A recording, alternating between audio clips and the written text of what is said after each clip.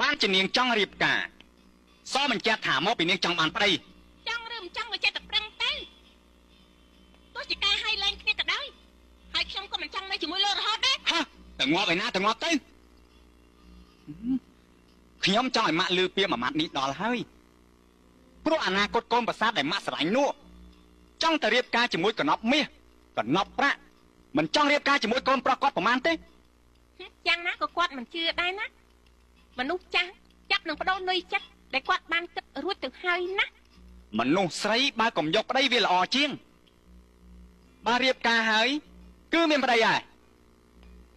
គឺត្រូវដាំស្លោបំរើប្តីយ៉ាងណាក៏ខ្ញុំមិនគិតដែរ